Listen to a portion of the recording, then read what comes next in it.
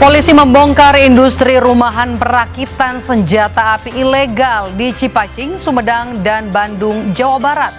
Polisi menyita 20 senjata api rakitan dan menangkap 5 tersangka.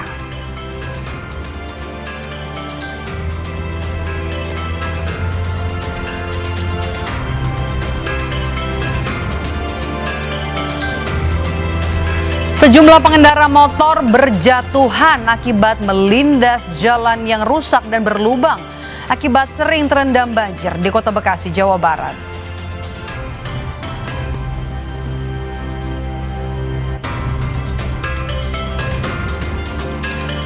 Benda diduga kotak hitam dari black box pesawat ATR 42500 ditemukan. Black box ditemukan di bagian ekor pesawat.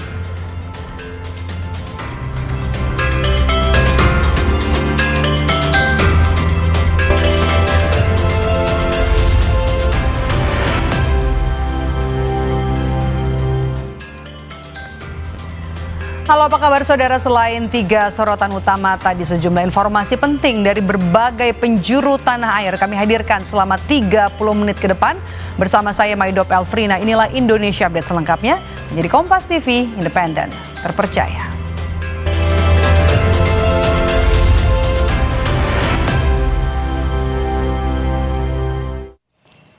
Kita mulai informasi pertama dari Jakarta. Saudara, Polda Metro Jaya membongkar industri rumahan perakitan senjata api ilegal di Cipacing, Sumedang, dan Bandung, Jawa Barat. Polisi menyita 20 senjata api rakitan, kemudian juga ada 233 butir amunisi dan menangkap 5 orang tersangka.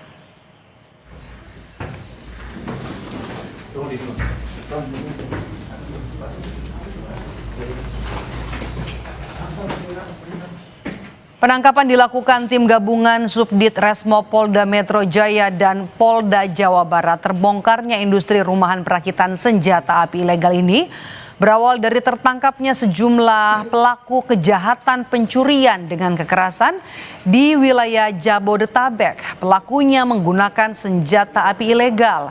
Dari hasil pemeriksaan, pelaku mengaku mempelajari perakitan senjata api sejak tahun 2018 dari media sosial dan buku, serta memasarkan senjata hasil rakitan menggunakan platform media sosial. Komplotan ini telah menjual 50 senjata api rakitan hingga ke luar Pulau Jawa. Dari 7 tersangka, polisi telah menahan 5 orang dan memburu 2 tersangka lain yang masuk dalam daftar pencarian polisi. Penangkapan terhadap para pelaku penjualan senjata api maupun para pelaku yang membuat senjata apinya itu sendiri. Menetapkan 7 orang tersangka, 5 tersangka sudah berhasil kami tangkap dan saat ini sedang menjalani proses penyidikan serta ditahan di rumah tahanan Polda Metro Jaya. Untuk yang 2 orang tersangka masih kami lakukan pengejaran dan kami sudah terbitkan daftar pencarian orang terhadap kedua orang tersebut. Kita ke Jawa Barat, saudara. Hujan yang tak henti membuat Sungai Citarum di Karawang, Jawa Barat meluap. Selain merendam rumah di 30 desa, banjir juga merendam sawah siap panen. Petani pun sengaja panen lebih awal untuk menyelamatkan padi mereka. Data dari Dinas Pertanian Kabupaten Karawang, Jawa Barat, luas sawah yang terendam banjir yaitu 1.840 hektar yang tersebar di sejumlah desa. Untuk menyelamatkan padi yang akan memasuki waktu panen, petani terpaksa panen dini menggunakan rakit untuk membantu para petani yang melakukan panen di tengah genangan banjir. Pemerintah kabupaten melalui Dinas Pertanian memberikan bantuan alat panen seperti terpal, pelampung, serta karung. Kami pemerintah daerah Kabupaten Karawang berkoordinasi dengan Kepala Dinas Pertanian dan para camat tentunya yang ada di desa masing-masing. Nah, hari ini penanggulangan kami sebagai bupati tentunya kami memberikan bantuan seperti kayak terpal, di mana ini terpal untuk mengambil taraf pani dan juga untuk dipanen sementara. Dan kami juga sudah koordinasikan kepada Bulog untuk nanti menyerap semua gabah yang memang hari ini tentunya yang sedang dipanen oleh masyarakat sudah 2 hari ini. Sementara itu, saudara, genangan banjir masih merendam permukiman warga di Kudus, Jawa Tengah, meskipun dalam 2 hari terakhir intensitas hujan sudah menurun. Pemerintah Kabupaten Kudus melakukan pompanisasi serta pembukaan pintu air selama 24 jam, namun kedalaman banjir di beberapa desa masih berkisar antara 30 hingga lebih dari 50 cm. Banjir besar sejak 9 Januari kemarin melanda Kabupaten Kudus dan berdampak di 38 desa di 7 kecamatan, di mana lebih dari 2.200 jiwa hingga hari ini masih bertahan di posko pengungsian. Ada beberapa yang tergenang ya, desa-desa Karangrowo, desa Jetis. Ini pompa pintu air kita buka bareng-bareng ya. Kalau pintu nanti ada 8.000 liter per detik, kalau nanti pompa ada 5.500 liter per detik, dan pintu yang kedua ada 4.000 liter per detik. Semuanya akan lepas karena Kaliwulan sudah di bawah 200, artinya pintu bisa dibuka, air bisa mengalir ke Kaliwulan. PT Kereta Api Indonesia membatalkan 7 perjalanan kereta api imbas pemulihan operasional perjalanan akibat banjir dan cuaca ekstrim di sejumlah wilayah di Pulau Jawa, khususnya di lintas Daop 4 Semarang dan Daop 1 Jakarta. Meski jalur Pekalongan Seragi sudah bisa dilalui dengan kecepatan 30 km per jam, namun pembatalan sejumlah perjalanan kereta oleh PT KAI masih ada. Loket pengembalian tiket juga dibuka bagi para calon penumpang. KAI mengembalikan biaya tiket sebesar 100% bagi pelanggan yang terdampak pembatalan perjalanan kereta api. Proses pengembalian biaya tiket bisa dilakukan hingga 7 hari setelah jadwal keberangkatan. Karena pada waktu pagi memang diinformasikan kalau kereta akan delay, tapi tidak diinformasikan sekiranya akan berangkat jam berapa. Dan memang dari pihak KAI sendiri juga sudah menginformasikan kalau penumpang yang keberatan boleh langsung memproses refund-nya dan akan dikembalikan refund-nya 100% penuh. Pasca banjir di wilayah Kota Bekasi, Jawa Barat, sejumlah jalan mengalami kerusakan. Sejumlah pengendara motor bahkan berjatuhan akibat melindas jalan berlubang yang menganga cukup dalam. Rekaman video amatir warga memperlihatkan sejumlah pengendara sepeda motor terjatuh setelah melindas lubang yang menganga di Jalan Raya Narogong, Bantar Gebang, Kota Bekasi, Jawa Barat. Video pengendara yang jatuh akibat jalan rusak ini beredar di media sosial. Selain di Jalan Raya Narogong, kerusakan jalan juga terjadi di Jalan Raya Nonon Sontani, Bekasi Timur, Kota Bekasi. Tidak sedikit para pengendara roda 2 terjatuh akibat menghindari lubang. Menurut warga, kerusakan terjadi akibat sering terendam banjir ditambah buruknya saluran drainase membuat kerusakan jalan kian parah. Saat malam hari, sering ditemukan pengendara sepeda motor yang terjatuh akibat jalan rusak. Waktu itu udah pernah ditambel, berlubang lagi. Ini karena ada banjir atau gimana bang? Jadi makin parah gitu bang? Awalnya ada rembesan bang di sebelah sana, jadi air kadang-kadang mengenang gitu. Ngantong gitu ya? Ada yang sering jatuh nggak bang lewat? Kalau jatuh ada bang. Banyak juga bang? Banyak juga. Udah kan ya gara-gara nggak kelihatan karena ini air. Sebelumnya banjir merendam sejumlah wilayah di Kota Bekasi usai diguyur hujan deras pada beberapa hari terakhir. Pasca banjir, sejumlah ruas jalan rusak dan berlubang.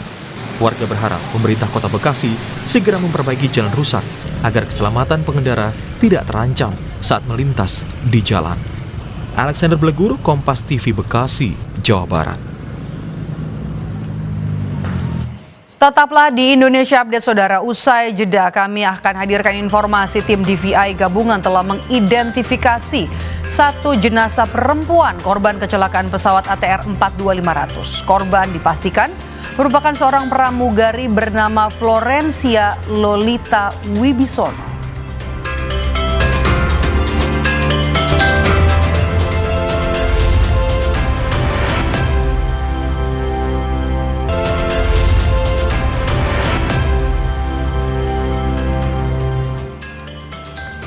Masih bersama saya Maidop Elfrina di Indonesia Update, Saudara. 2 jenazah korban kecelakaan pesawat ATR 42500 berhasil dievakuasi dari lokasi kecelakaan di kaki Gunung Bulu Saraung, Sulawesi Selatan. Kedua jenazah langsung dibawa ke Bidokes Polda Sulsel untuk proses identifikasi. Korban pertama kecelakaan pesawat ATR 42500 milik Indonesia Air Transport akhirnya berhasil dievakuasi Rabu pagi.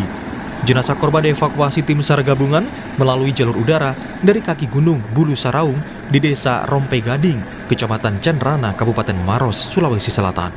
Setelah dibawa menggunakan helikopter, jenazah korban tiba di Lanut Sultan Hasanuddin Maros pada pukul 8.15 waktu Indonesia Tengah. Jenazah langsung dibawa ke Rumah Sakit Dodi Sarajoto sebelum diserahkan ke Bidokes Polda Sulsel untuk proses identifikasi.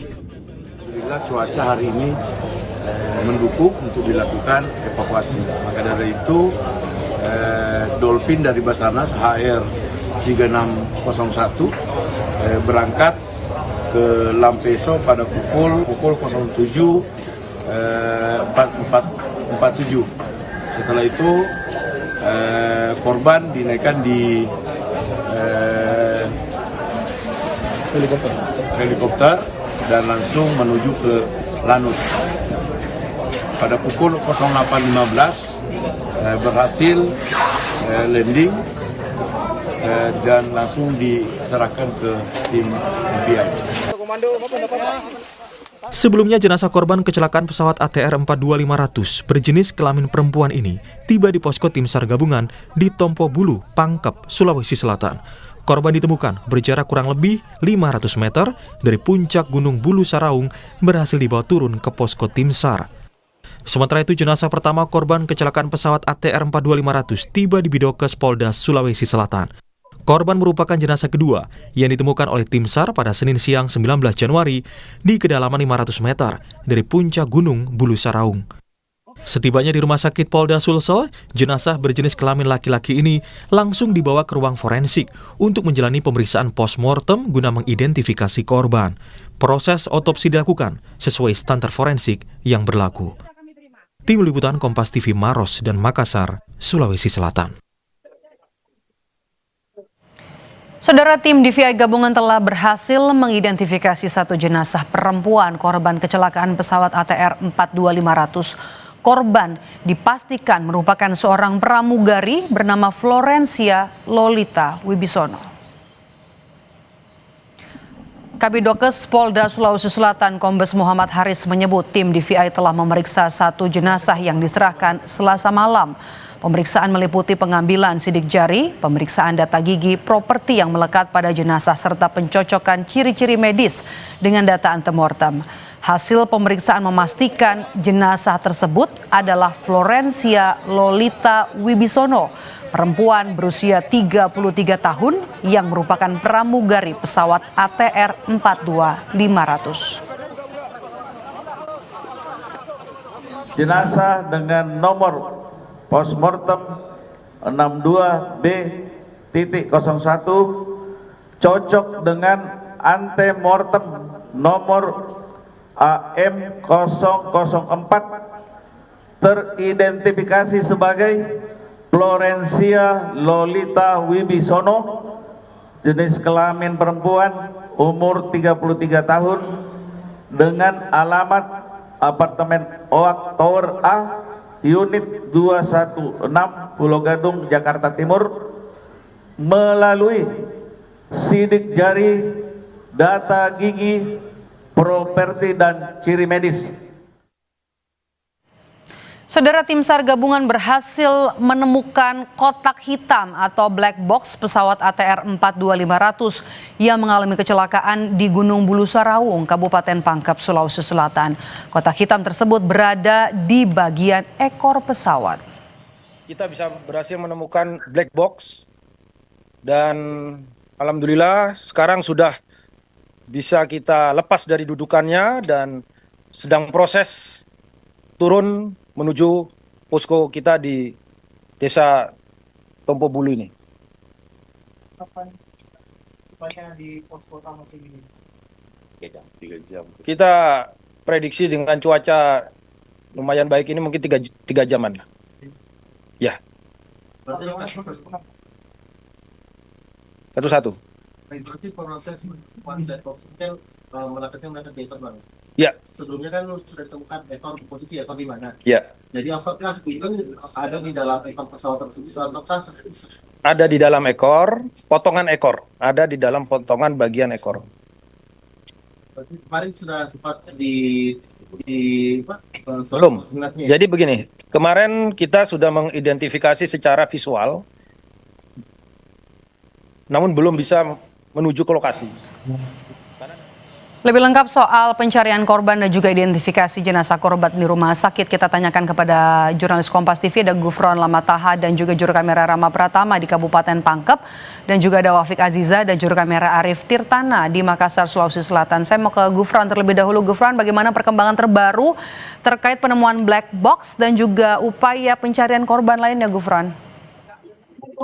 Ya, Maidop dan juga saudara, hingga saat ini memang tim yang diduga membawa black box dari lereng Gunung Bulu Saraung hingga saat ini belum tiba ataupun juga belum tiba di posko Basarnas yang ada di Kabupaten Pangkep, Provinsi Sulawesi Selatan. Tadi juga mereka sempat menggelar konferensi pers setelah tim yang berada di puncak Gunung Bulu Saraung itu kemudian mengirimkan bukti dokumentasi menemukan kotak benda yang diduga merupakan black box. Memang dari konferensi pers juga sendiri tadi mengatakan bahwa mereka juga belum bisa menyatakan itu sebagai kotak hitam sebelum mendapatkan konfirmasi secara langsung dari KNKT. Namun dari ciri-ciri fisik ataupun juga dari letaknya yang berada tepat sama begitu ya letaknya dengan kotak hitam yang pada umumnya mereka bisa menduga ini merupakan kotak hitam. Namun hingga saat ini juga tim yang memang sejak siang tadi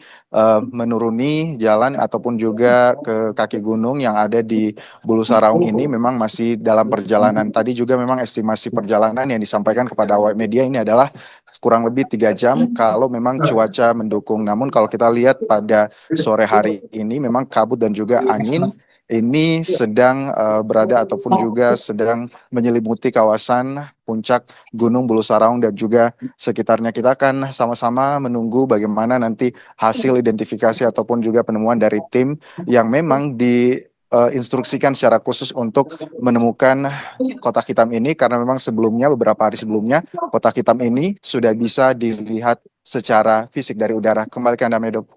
Baik, terima kasih Gufron. Kita akan beralih ke Wafik. Wafik, satu jenazah sudah berhasil diidentifikasi sebagai pramugari pesawat atas nama Florencia Lolita Wibisono. Bagaimana dengan identifikasi satu jenazah yang sudah ditemukan lainnya?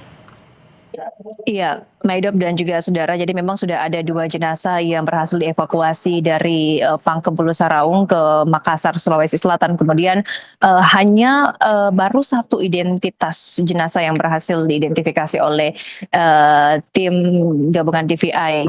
Dan hari ini baru 1 jenazah yang identitasnya sudah dirilis oleh di tim DVI Bidokes Polda Sulawesi Selatan, yakni Florencia Lolita. Sementara untuk 1 jenazah lainnya belum disampaikan terkait dengan hasil postmortem yang dilakukan oleh tim gabungan DVI di Bidokes Polda Sulawesi Selatan. Perlu kami informasikan saudara bahwa jenazah yang pertama yang sudah diidentifikasi sudah diserahkan ke keluarga korban di pukul 2 siang waktu Indonesia Tengah tadi, di mana langsung diserahkan oleh Kabidokes Polda Sulsel Kombes Muhammad Haris kepada keluarga korban. Dan tentunya dalam prosesi penyerahan jenazah ini juga langsung diserahkan sertifikat kematian dari korban Florencia Lolita. Maidop. Baik, terima kasih laporan Anda jurnalis Kompas TV Wafik Aziza dan juga juru kamera Arif Tirtana melaporkan langsung dari Makassar, Sulawesi Selatan. Usai jeda saudara, akibat hujan deras tebing setinggi 25 meter di Magelang, Jawa Tengah longsor dan menutup jalan yang menghubungkan Magelang, Boyolali.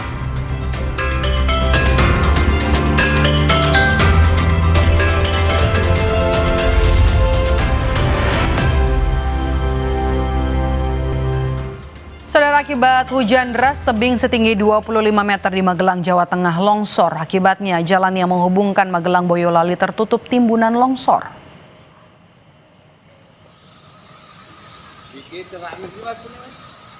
Saklon lelo Mas.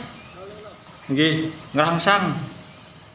Hujan deras yang melanda kawasan lereng Gunung Merbabu di wilayah Magelang, Jawa Tengah menyebabkan tebing setinggi 25 meter longsor. Diduga karena tidak mampu menahan banyaknya debit air.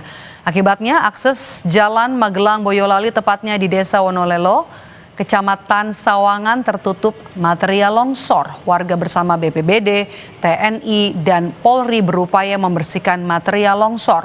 Untuk sementara akses jalan dialihkan ke jalur alternatif.